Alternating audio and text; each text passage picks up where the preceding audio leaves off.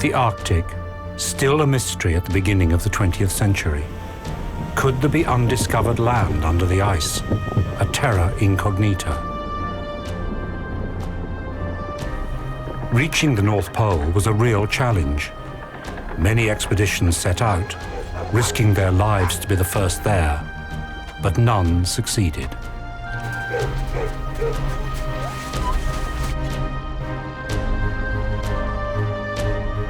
Then, in 1926, it all changed. Explorers took to the air.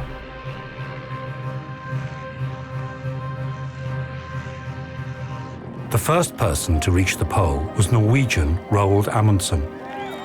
His airship took just 17 hours.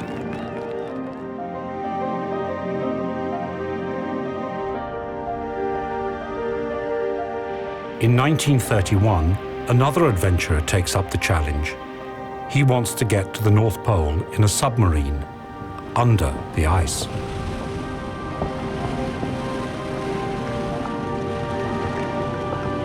Hubert Wilkins, an Australian polar explorer, will write history and then be forgotten.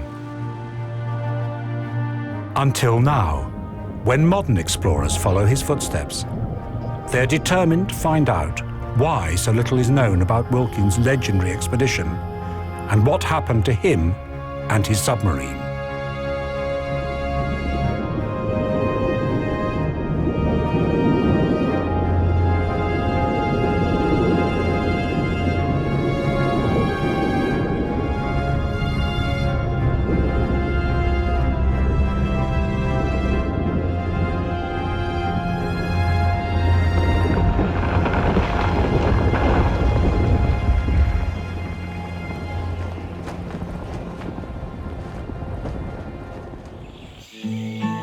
Hubert Wilkins, 13th child of an English sheep farmer, was raised in the wilds of South Australia.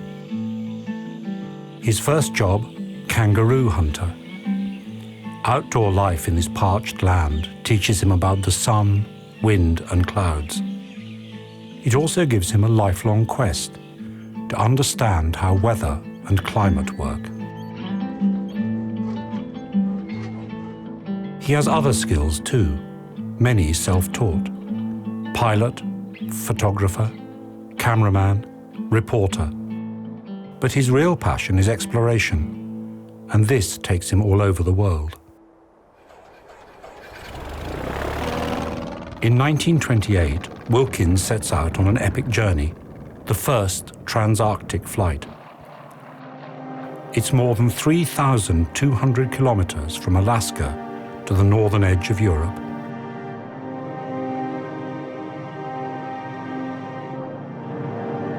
As he flies over the icy waste, he collects data which will help explain global weather fluctuations. His goal, Spitsbergen.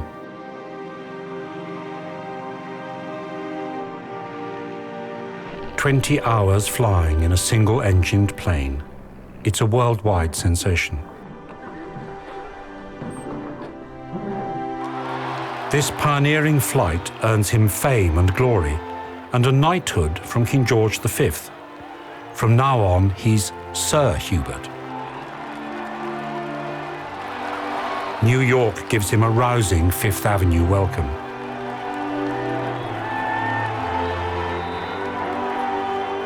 During the celebrations, he meets Suzanne Bennett, a fellow Australian. She's a singer and actress, searching for fame on Broadway.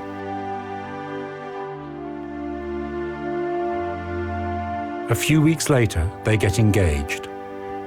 Suzanne soon realizes that she's marrying a restless explorer, a true adventurer. For her husband is once again planning an expedition to the North Pole, not by air, but by submarine, under the ice. He rents a redundant World War I submarine from the US Navy for just $1 a year, and equips it as a laboratory for Arctic research. His scientific goal? Collecting data to improve Europe's weather forecasts. If we can demonstrate that a submarine is useful in traveling underneath the Arctic ice, I believe it may also prove useful in times for national defense and for the development of commercial possibilities along the Arctic coast of the United States and Canada. In 1929, newspaper mogul Randolph Hearst offers Sir Hubert a round-the-world flight aboard the airship Graf Zeppelin.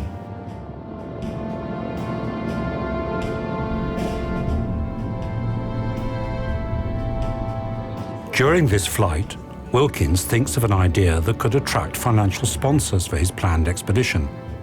The submarine and the Zeppelin should meet at the North Pole. Hearst is thrilled and promises $250,000, provided the rendezvous actually happens. Wilkins' plan makes headlines worldwide.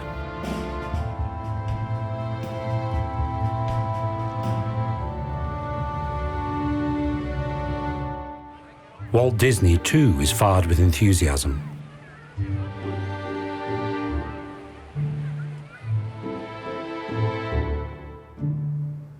He sends Sir Hubert a personal Mickey Mouse card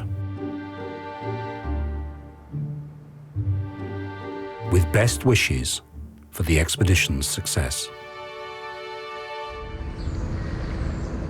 Hubert Wilkins is on board his submarine as she heads for her naming ceremony. Over 800 enthusiastic onlookers welcome them to the port of Brooklyn.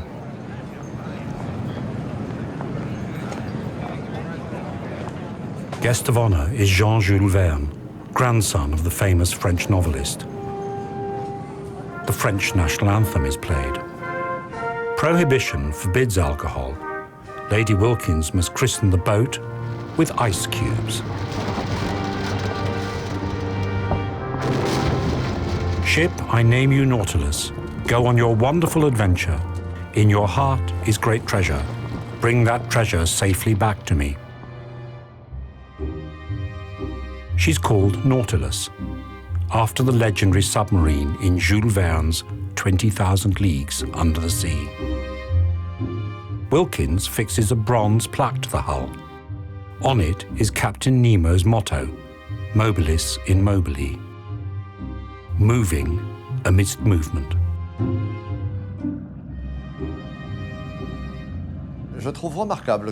I find it remarkable that Wilkins was inspired by 20,000 Leagues Under the Sea, written by Jules Verne, an author dear to the French. It combined Wilkins' dreams with his ambition to do scientific research. He's just like the heroes of 20,000 Leagues, sharing their desire to collect data and make a contribution to science.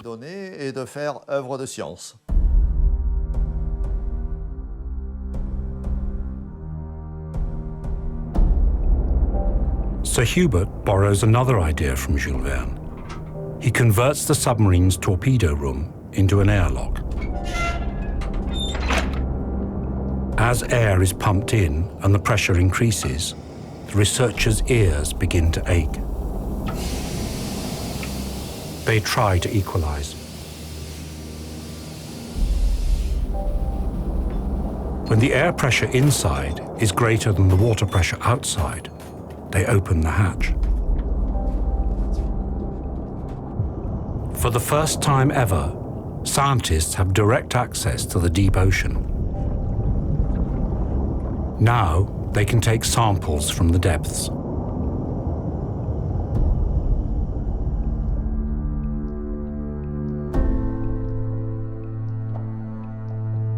Just like Captain Nemo, Sir Hubert wishes to explore and conquer the polar seas. His theory is that the Arctic drives Europe's weather.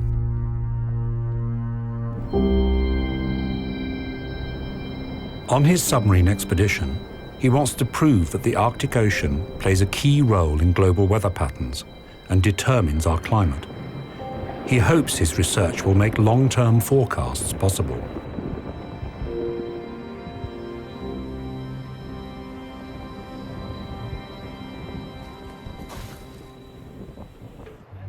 During the fitting out, Wilkins relies on his shipwright's expertise, but none of them has experience of such extreme conditions, since no one had ever taken a submarine to the Arctic.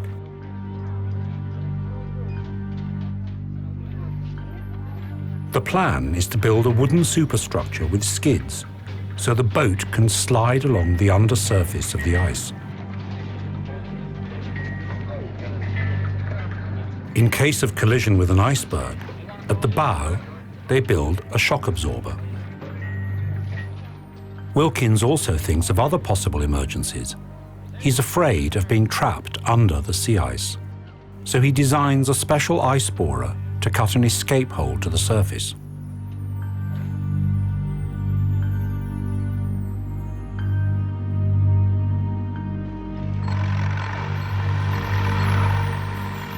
They test it on land.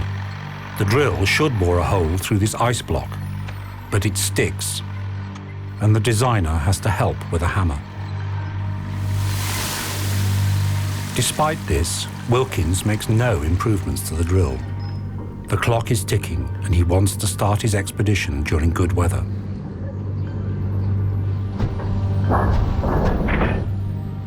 Another new feature is this special hydraulic flap. Its job is to keep the submarine a safe distance below the ice. Nautilus is now a unique and unusual underwater craft. But is it fit for Arctic exploration? Nobody yet knows.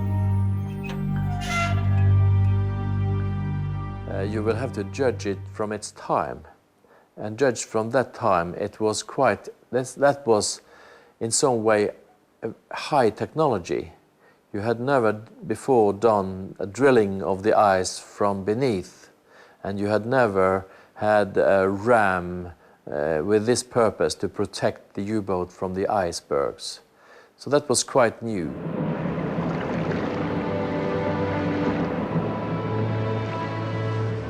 Nautilus undergoes her sea trials, including a test dive.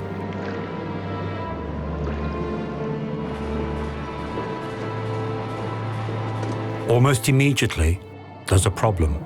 Nautilus, out of control, dives below her 200-foot maximum depth.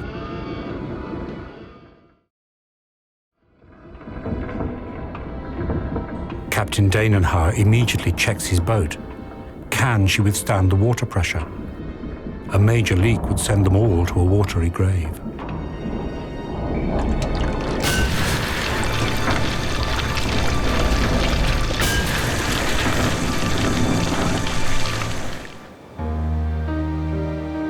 Fortunately, luck is on their side. A catastrophe has been avoided. But Nautilus still needs repairs, and their departure for the North Pole must be delayed. Newspapers begin to criticize Wilkins and his risky venture. Of course, the constraints of having to use an old and fairly unsafe submarine was due to money constraints. He could have achieved a lot more in total safety if he had plenty of funds to build his own submarine. So the criticism was somehow right. Wilkins defends his plan in a 350-page book, Under the North Pole. This documents his adventure in detail, before he even sets out. Sir Hubert sees his book as a source of income and as a testament for future generations. But if we fail, I want to leave behind a record of our preparations and proposals to help that someone who will someday make a transarctic journey beneath the ice successfully.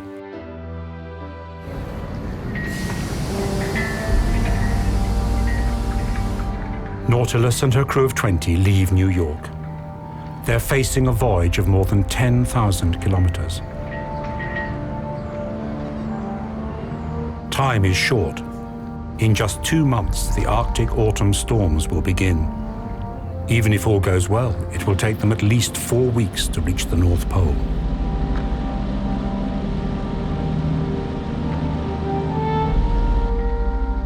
Lady Wilkins waves a final farewell. Later, she will complain that she's the world's loneliest wife. The first stage is an Atlantic crossing to England and then on to Norway, 6,500 kilometers of ocean.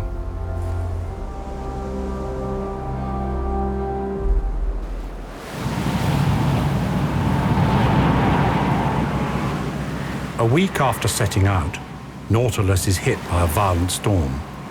She's tossed around like a toy, rolling up to 100 degrees. The engines fail, and most of the crew are seasick.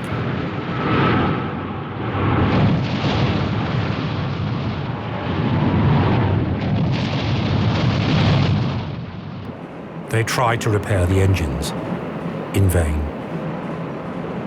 Adrift in mid-Atlantic, the Nautilus sends an SOS. It's just 19 years since the Titanic sent the same signal. The crew is scared. Their elderly submarine is supposed to take them to the pole and back, but now they realize she's in poor shape. By luck, a warship, USS Wyoming, is nearby. She hears the distress call and steams to Nautilus's aid.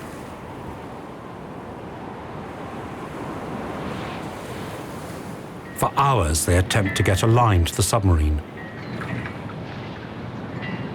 Finally, as the storm dies down, they succeed.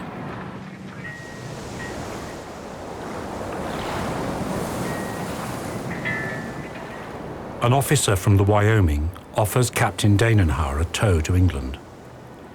They'll also supply Sir Hubert and his crew with welcome fresh vegetables, cigarettes, and newspapers. The crossing continues under tow. The crew is now divided. Some are determined to continue the expedition to the North Pole. Others want to disembark as soon as they reach the next port.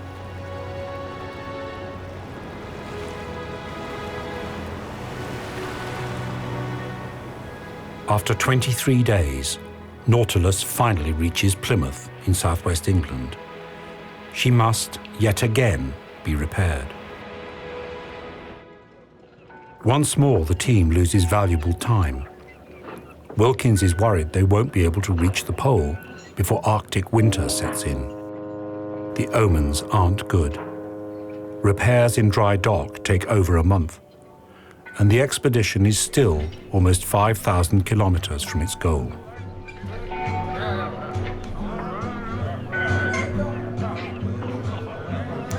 While the men kick their heels, Sir Hubert welcomes a very important visitor, Edward, Prince of Wales. 5 years later, the prince will become King Edward VIII. Wilkins has known him since the end of the First World War, and they both share a passion for technology and flying.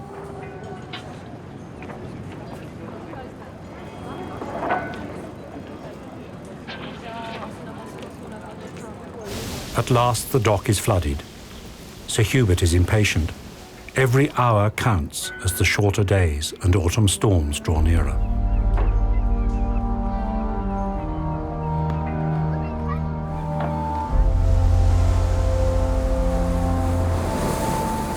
The 4-day voyage from England to Norway goes without a hitch.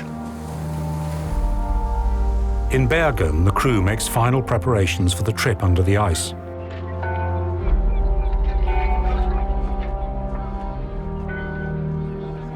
New supplies and scientific instruments are loaded.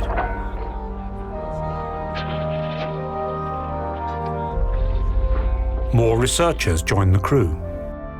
Bernhard Fillinger from Freiburg, Germany, and Norwegian Harald Sverdrup, acknowledged as the leading oceanographer of his time. Then, a final check of the Nautilus's seaworthiness. Our chief of the Norwegian Submarine Service, Captain Tank Nilsen, was kindly asked if he could come on board the Nautilus and do an inspection and tell about his findings and what he thought about the design itself. And when he came up again, he told Mr. Sverdrup that I will never have sent my crews on board this submarine. The whole of Bergen is wondering if the crew will ever return alive.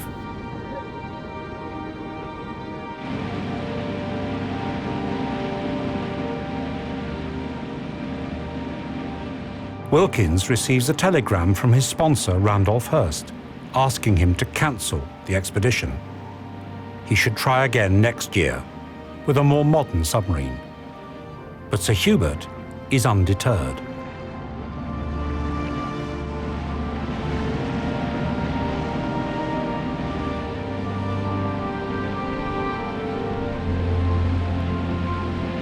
They reach Spitsbergen, still more than 1,000 kilometers from the North Pole.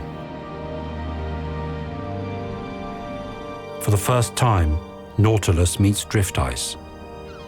Inside the hull, it's freezing cold.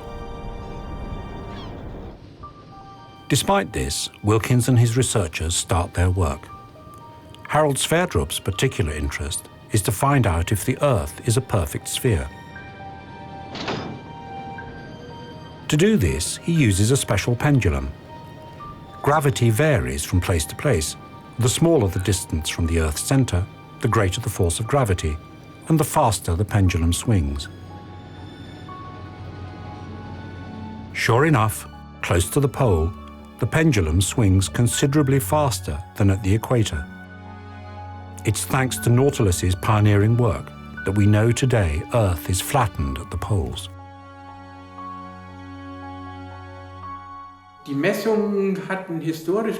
These measurements have major historical significance. They were the first ones taken at sea. We knew a lot about gravity on land, but at sea we had no knowledge at all.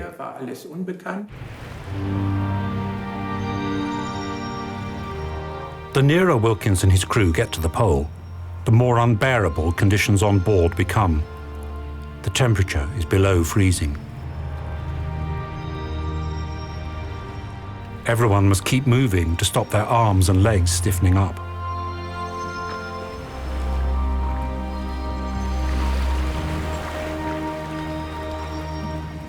Inside Nautilus, there's frozen condensation everywhere. The boat has no heating, and the water pipes are close to freezing.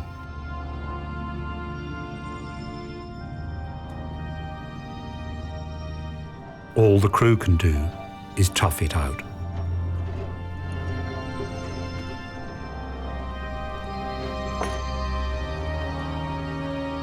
There's almost no insulation in the hull. It's like living in a freezing cigar tube.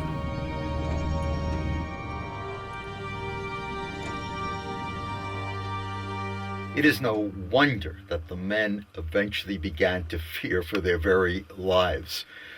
With all of the problems that this submarine had encountered with breakdowns, imagine suddenly having to face the possibility of actually diving under the Arctic ice pack. Imagine thinking that you would spend a month under there. Imagine thinking that you would never survive. Where were you going to get the air from? Were the drills going to fail? Despite the appalling conditions, Wilkins and his team carry on with their research. Day and night they work in the pressure chamber. They want to find out what creatures can live in the icy depths and use a plankton net to catch specimens. Everyone is amazed by the jellyfish, like this one with its graceful movements. Wilkins writes in his diary, "The jellyfish were the only things which seemed to drift by unconcernedly, some of them looking like miniature airships in a milky sky." Jules Verne's Captain Nemo was also amazed by the jellyfish.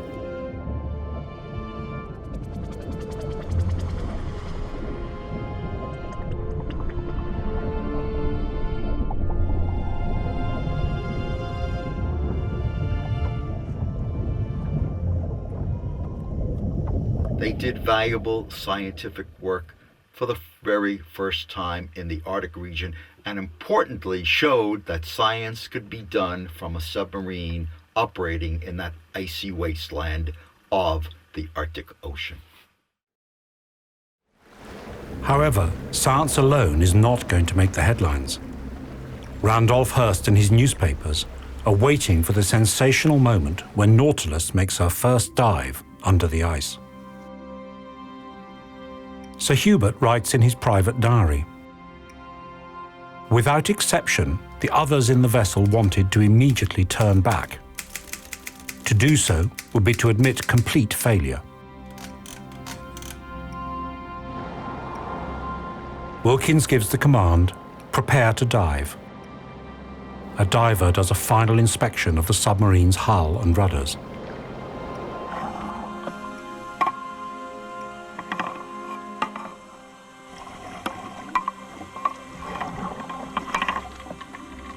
Everything is checked to reduce the risk of an accident under the ice. If anything goes wrong, they might not get out alive.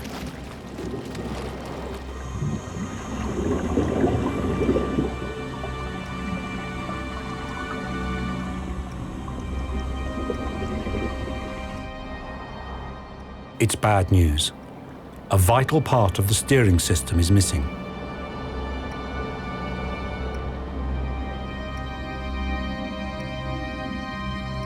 The two horizontal diving rudders have disappeared.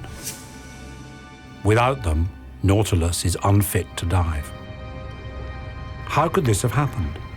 Was the damage caused by hitting ice floes? A submarine voyage in the Arctic is very risky, and the consequences unforeseeable.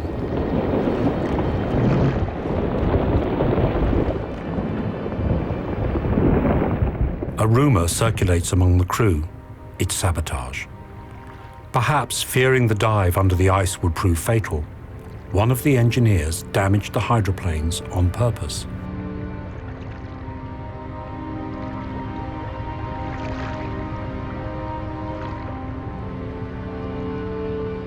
The men would do anything, I believe, in order to end the mission. They had had enough. The ice inside the submarine, everything soaking wet. No, they had to somehow end it.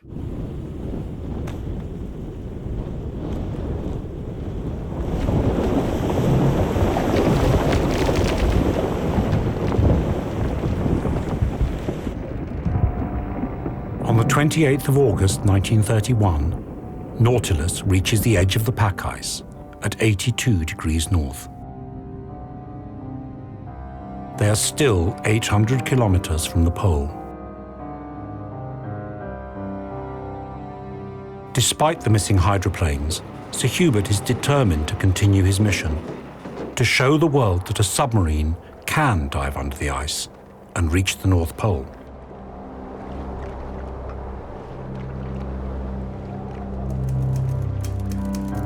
This is the first day since we discovered the loss of the diving rudders that we have had calm water, and I was determined that the ship would go under the ice.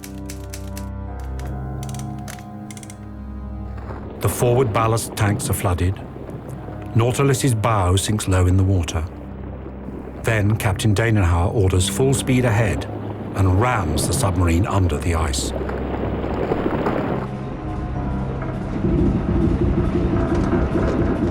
Later, Wilkins wrote, "The noise of the ice scraping along the top of the vessel was terrifying. It sounded as though the whole superstructure was being demolished."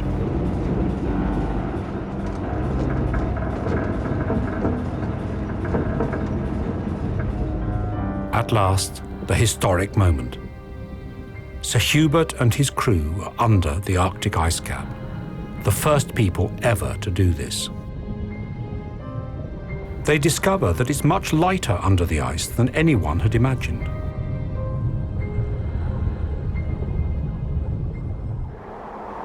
But the risky dive has damaged the radio aerial. From now on, Nautilus is cut off from the rest of the world. The radio operator tries to contact Randolph Hearst in New York, but it's no use. Even sending an SOS is impossible.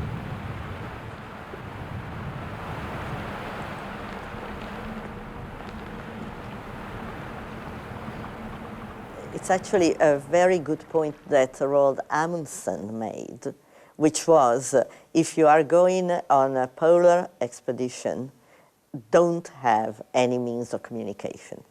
Because if you then don't communicate, then people start getting worried.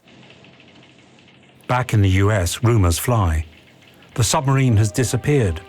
The crew is dead. The Washington Post is first to print.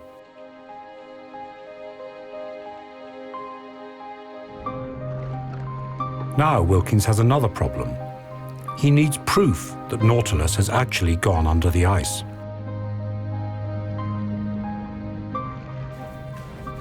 Once more, he gives the order to dive. This time, he and his cameraman film from an ice floe to provide firm evidence.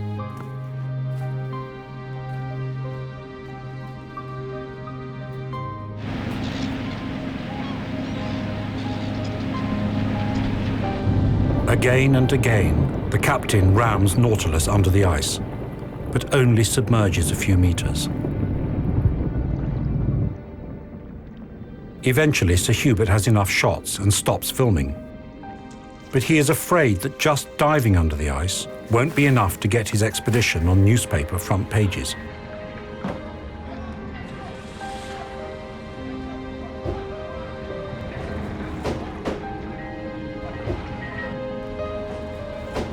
However, he and his crew can finally stretch their legs. A great pleasure after almost 4 weeks cooped up in a cold, wet submarine.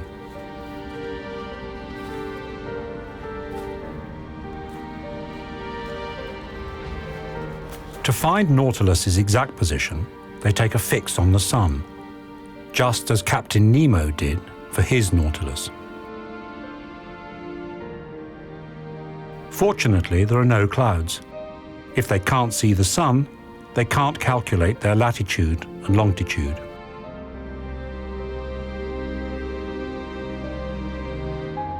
Meanwhile, Sir Hubert and the radio man rig a temporary aerial. It works, and they send a short signal that all is well.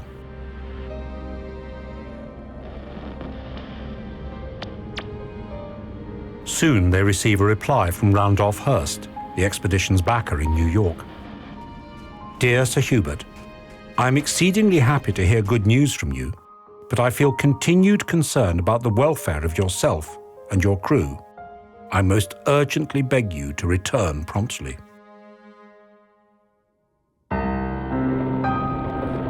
The message also tells them that the planned rendezvous with the zeppelin at the North Pole is cancelled, and Hearst is stopping all further funding. For Wilkins, this is a bitter blow. He's invested around $100,000, almost all his personal fortune, in the expedition. Now he could face bankruptcy. Sir Hubert and Harold Sverdrup, the oceanographer, decide there's only one way to salvage the expedition's reputation: concentrate on the science. Using a device called a Nansen bottle, they measure temperature and salinity deep below the surface of the Arctic Ocean.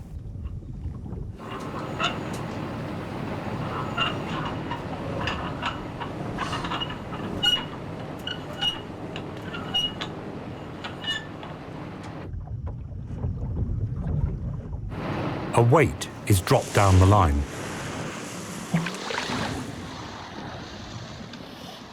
Far below, it hits the Nansen bottle and turns it upside down, closing it tight. Now, no water can get in or out.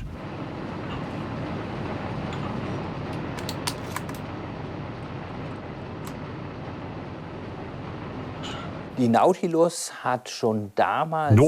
made a very important discovery, that there's a branch of the Gulf Stream which reaches far up into the Arctic. The salinity and temperature readings prove the existence of this branch, since the Gulf Stream is associated with A, higher salinity, and B, fairly obviously, higher water temperature. It's the Gulf Stream that is responsible for Europe's mild climate. The rhododendron, a subtropical plant from Asia, can flourish in the mountains of Norway. Wilkins' measurements showed a relatively high salt content deep in the Arctic Ocean. This is chilled seawater from the salt-rich Gulf Stream, which flows from the warm south to the cold north, part of the worldwide system of ocean currents which drives our climate. We now know that the polar regions, particularly the Arctic, are key to understanding what drives the climate change we are experiencing. Wilkins' Nautilus expedition gives us data from high latitudes back to 1931 and includes readings from the surface right down to 3,000 meters. This information is priceless. After 3 weeks surrounded by ice, Wilkins abandons his dream.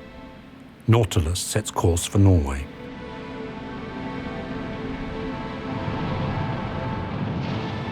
However, the sea between the edge of the pack ice and Spitsbergen is notorious for bad weather.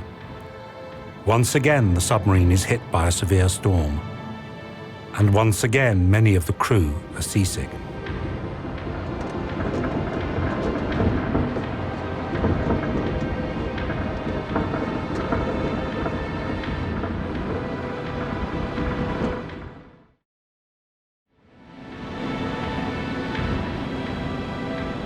Finally, on the 20th of September, Nautilus makes it back to Bergen.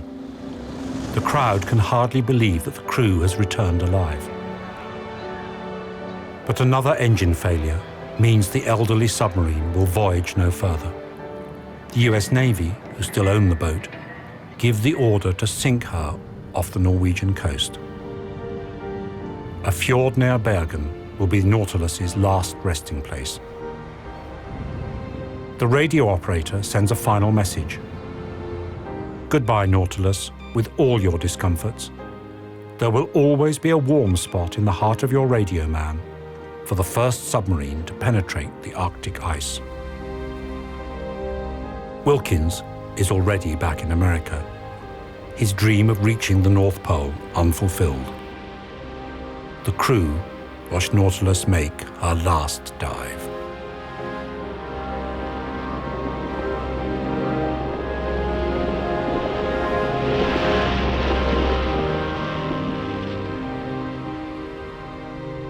Ever since Sir Hubert had to cut his expedition short, people have asked why. Was the steering gear damaged by ice, or was it really sabotage? It took the Second World War to make Wilkins' dream of long-term weather forecasting possible. Both sides set up extensive networks of Arctic observation stations, a milestone for meteorology.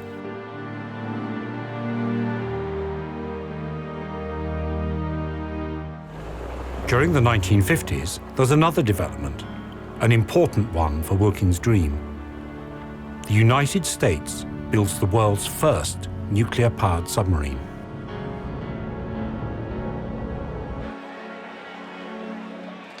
It's a giant, 100 meters long and over 3,000 tons, 5 times larger than Wilkins' boat. Mamie Eisenhower, America's First Lady, launches the new submarine, again named Nautilus. Prohibition is long over, so this time it's champagne, not ice cubes. The launch marks a major advance in submarine technology. At last, Sir Hubert's wish can be fulfilled. It's now possible to dive long distances under ice. The nuclear power plant makes life on board very comfortable. Air conditioning, freezers full of supplies, and much more room. Nothing like the old Nautilus.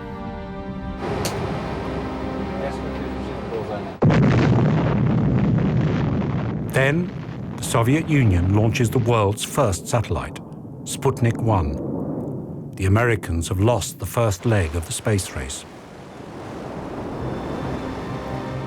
To divert public attention from this Cold War defeat, Nautilus is sent on a top-secret mission, Operation Sunshine. Few people are told her route.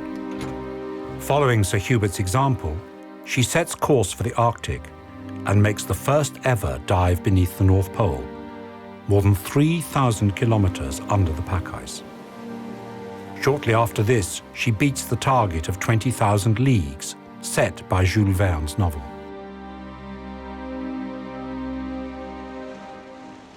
On her return to New York, USS Nautilus gets a warm welcome. But Sir Hubert is not among the guests. His pioneering journey is long forgotten. Although he failed to reach the North Pole, it was his expedition that proved submarines could dive safely under the polar ice cap. For almost 80 years, his Nautilus has been lying undisturbed at the bottom of the fjord, just a few kilometers from Bergen. Now, scientists in a modern submersible are determined to find out why Wilkins' legendary expedition had to be aborted. Can they find evidence of sabotage?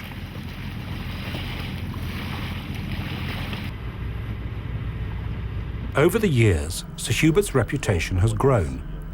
He's now acknowledged as one of the 20th century's greatest polar explorers, and his submarine expedition is an important part of scientific history. Nautilus ought to be declared a Norwegian national marine monument. This two-man submersible is depth-rated to 400 meters. It's powered by electric motors, and in emergency can stay underwater for up to a week.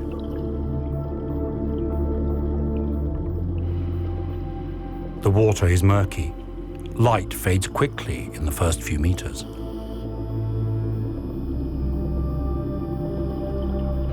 Two parallel laser beams allow the crew to measure objects underwater.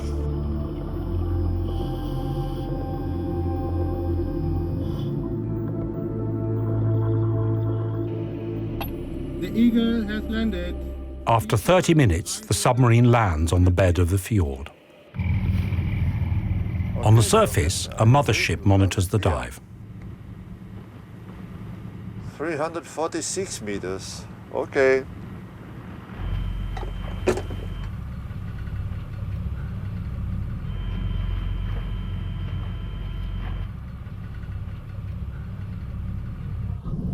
The submersible uses its sonar to try and locate Wilkins' submarine. Then, at 340 meters, the crew spots a target on the sonar. It's the Nautilus. Sag oben mal Bescheid, hä?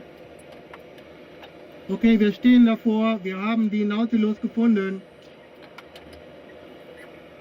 Okay, Jürgen, fantastic. Félicitations. These skids allowed Nautilus to slide under the ice.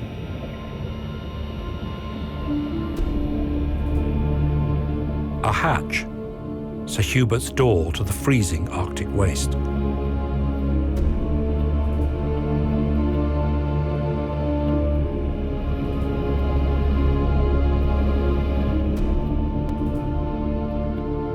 Now the hull is a paradise for shrimp.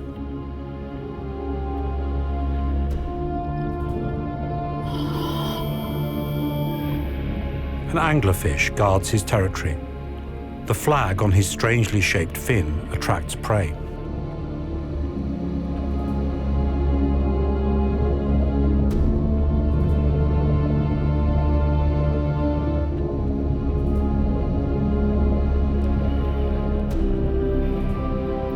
On the bow is the shock absorber, which was never needed. Many years ago, at the launching party, Sir Hubert stood here, with his wife Suzanne and Jean-Jules Verne. Nautilus's name is now almost covered by moss-like bryozoans, red algae, and other marine creatures.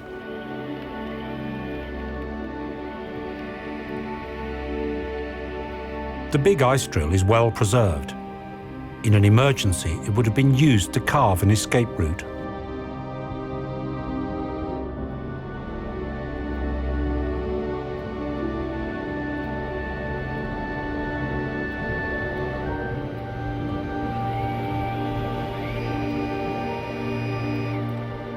This thin ice drill allowed the crew to regulate Nautilus's air supply under the ice. Now crustaceans graze on it.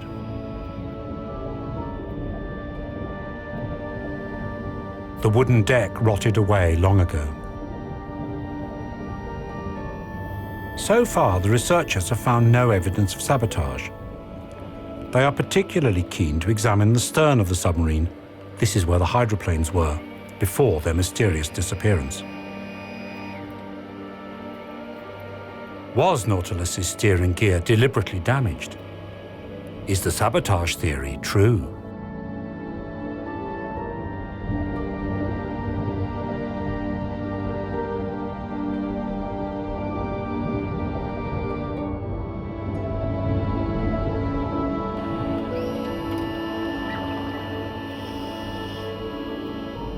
But the scientists can't reach the rudder. The stern is buried deep in the sediment. Their submersible can go no further, so, like Sir Hubert, they must finish their expedition early.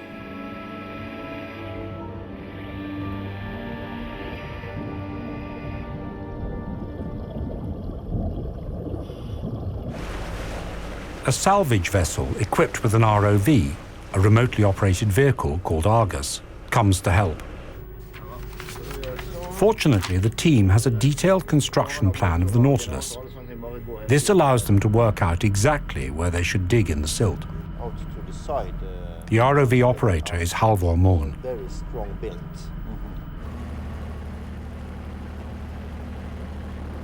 Argus starts its dive.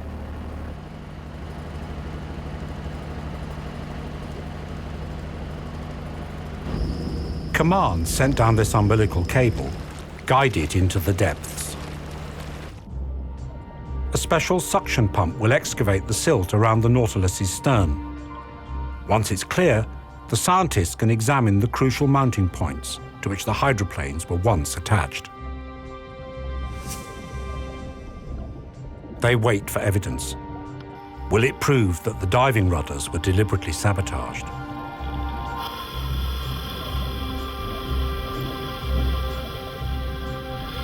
A video camera sends images up to the control room on the mothership. These show that several cubic meters of silt must be excavated. This will take time. The researchers wait anxiously.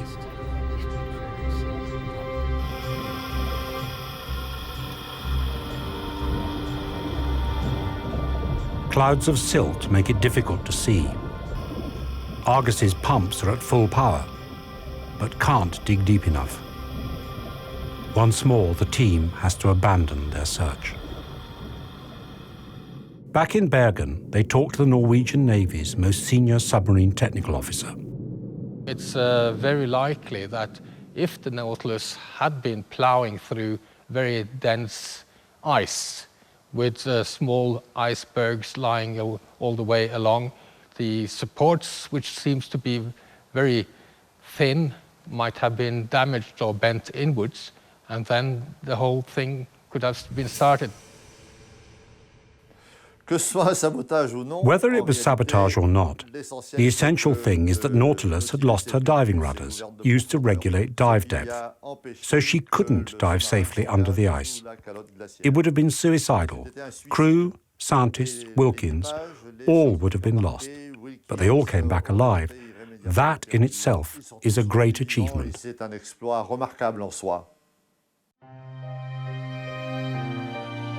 Sir Hubert himself never joined in the speculation about sabotage.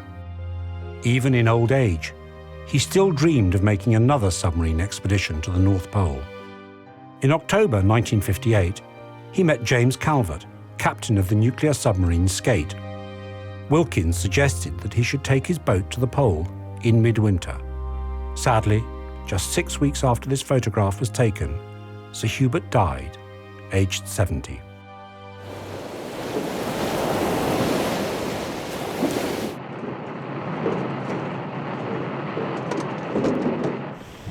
Although Wilkins' expedition failed to hit the headlines and was soon forgotten, it did make a major contribution to our understanding of the Arctic. And he was right. Submarines could reach the North Pole.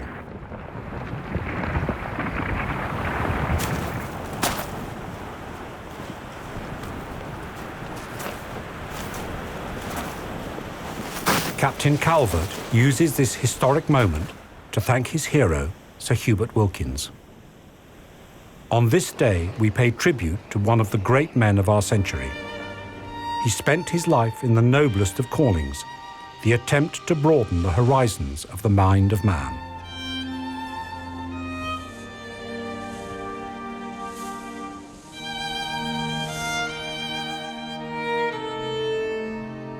The captain has brought his friend's ashes with him. At last Sir Hubert's dream comes true. He has reached the North Pole.